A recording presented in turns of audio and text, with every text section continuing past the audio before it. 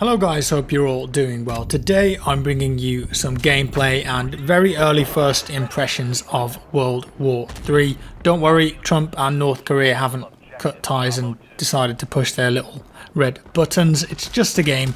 Everyone stay calm. So I've already done a couple of videos on this game since it was announced earlier on in the year, and it's safe to say that there's been quite a bit of hype for this game, which is surprising considering it's by a relatively unknown indie studio called The Farm 51. They're based in Poland, but the idea of this game I think excites a lot of people, especially if you're into games like Battlefield, PUBG and even the Arma franchise. With the last Battlefield game being set in World War I and of course BF5 being set in World War II, there's a big player base out there who like modern military shooters like BF4 and Arma, longing for a current and new modern military multiplayer game like this. Yeah, maybe it won't have the same AAA polish as a game like Battlefield, but it can certainly fill that hole for a lot of people.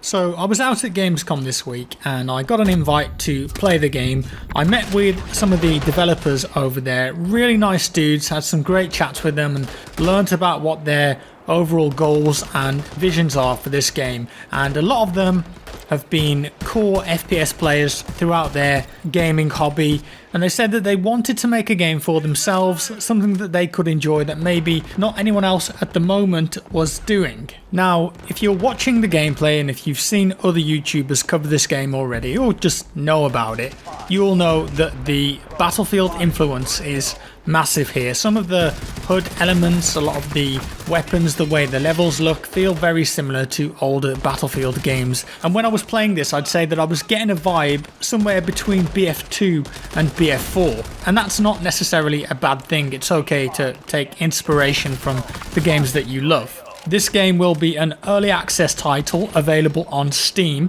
That's a +1 for a lot of people. And the devs told me that they're really keen on listening to feedback and improving and figuring out what their players want this game to be, what works, what doesn't, and what are the important things that people who will inevitably play this game care about. So, onto the gameplay then. I thought I'd show you this here, pretty neat feature. You can go prone on your back, but you can also flip over like that and shoot. I just think that looks kind of awesome. You can also lean, you can do a crouch sprint, you can do a little prone dive onto the ground. So all the movement options that you would expect are there. It's got vehicles too, and when I say vehicles at the moment, it's only land vehicles that you actively control yourself, like the tank here, or like the IFV, which you'll see later on, or quad bikes. I think maybe there's a bit too much going on that HUD though there that you just saw on the tank, but I'm sure that they can look at that and change everything. Overall, in general, I feel like the HUD is a bit too messy and there's so much going on here. But as I said, that will improve over time as they learn what definitely needs to be on there and what doesn't. Now, one thing that I wish I could show you guys, which unfortunately wasn't in this build of the game, but they did show me behind closed doors in the business area, was the gun and player customization. And the gun customization in this game is incredible. It blew me away. So on each of the weapons, you can change so many things.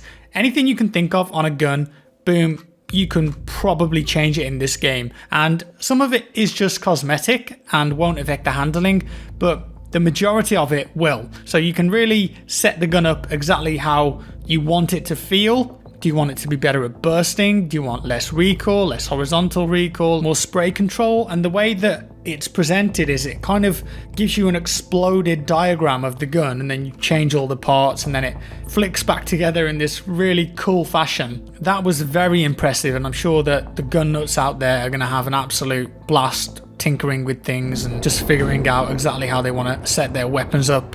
If you wanted to, you could completely randomize all of the attachments on the gun and just see what you came out with. And I saw that and I was thinking straight away, well, you could do like a YouTube series or something where you play with random guns and just see if they're any good. The gear system is built on weight too, so if you want to wear armor, you can have like a front armor chest plate and that will give you protection on the front of your body.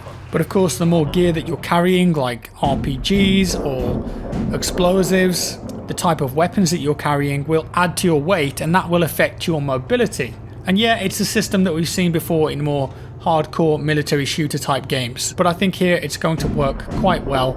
And then the player customization, which is visual, again, all very realistic options that you would have in each faction or army or unit, whatever it is. There was nothing really goofy looking or cartoony, and it seemed like whatever you chose would fit in with the realistic aesthetic of the game. In terms of the gunplay, it was kind of hard for me to tell how much I liked it or didn't like it because the game was running at like 30 FPS. The PCs that they had there were i5s with a 1070. Now 1070 is pretty decent GPU, i5 not so much, and it is Unreal Engine 4, so I'm hoping that the low performance was just because they were running it on CPUs that weren't up to scratch, and I'd love to play it on my own PC at home and see exactly what that's like, because as you know, FPS optimization, netcode, so important in a game like this, and with 64 players, I hope that they really keep all that in mind and have it as a priority,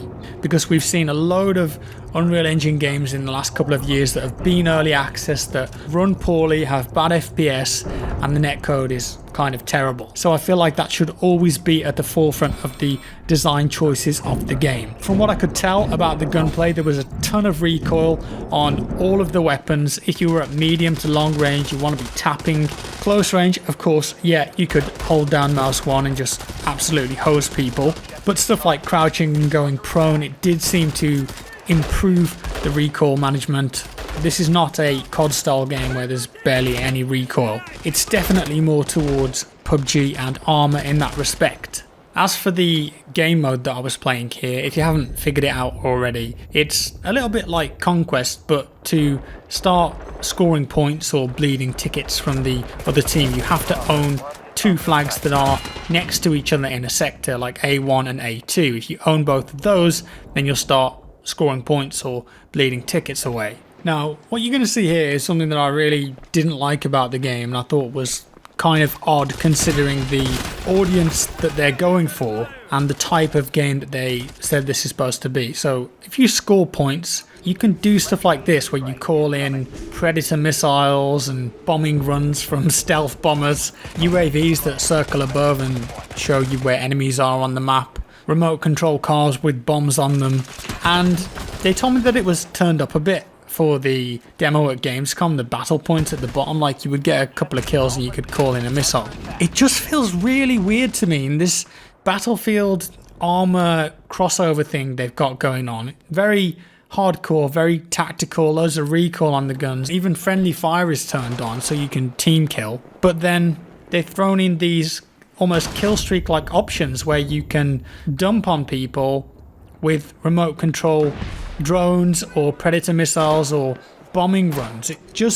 I don't think a game like this needs that kind of thing, because ultimately I think the kind of players that this game will attract are those hardcore milsim Battlefield type players who enjoy the fact that it's challenging and your skill and movement and team play should be the deciding factor on if you win a gunfight or if your team wins the round, and not by dying from a call-in missile that you can't counter or a massive bombing run that's just going to fill an area with explosives. That design philosophy there just doesn't make sense to me, but that's just my opinion. This is their game. They're making it exactly how they want to make it, right? And they've chosen, we want to have this kind of cool military tech in the game, and if we do, then it's going to have to be via kill streaks. I personally disagree with having stuff like that in a game like this, because I think it does just lead to frustration and being killed when you shouldn't have done, and you couldn't have done anything about it anyway. And I feel like the core audience that they're appealing to with this game would probably feel the same thing, but am I wrong about this? Let me know your opinion in the comments below. To me, I just find it a bit paradoxical. Kill streaks, call-ins aside, whatever you want to call them, I did enjoy playing the game. I only got to play 2 rounds at Gamescom, so around 40 minutes of playtime. I had fun with this game. I think the graphics look okay, the customization is very in-depth, and it definitely fills that gap for PC players who want a more hardcore FPS, modern military experience. Yes, it's by a much smaller dev team than what AAA games are made with, but I think based on what I've seen and played so far, the future is promising for this game. I had a couple of bugs where the vehicles couldn't drive over things and models kind of freaked out a bit when they're on the floor. As I said earlier, the HUD is really messy. I'm hoping that they'll clean that up.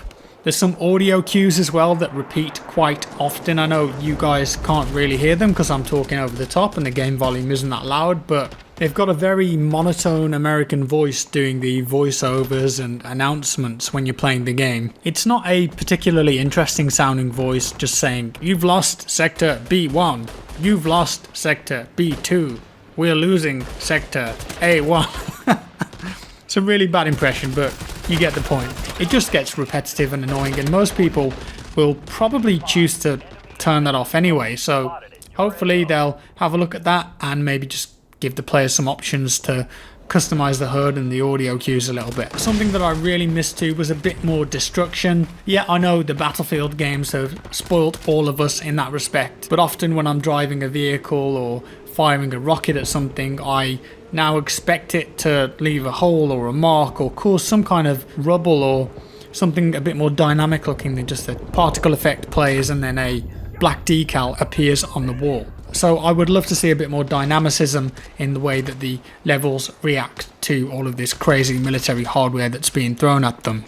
Something that they also showed us behind the scenes was this metagame element, which reminded me of the faction war that they had in For Honor, where you've got a map, and from what I understood, the more matches that one army or faction wins, the more likely they are to be winning the war or that stage of the war, and that was represented on a map. And if the specific faction or army that you're allied with did win that specific part of the war, you might get an in-game reward like being able to call in a tactical nuke. While that's interesting and it does add an extra layer in the metagame that isn't necessarily shooting and fighting people, I honestly don't think that the majority of players will care about that at all. And I think that the devs would be better off shelving that and just focusing on the core gameplay instead, because I feel like they'll develop that feature, but really not that many people are going to use it or be interested in it.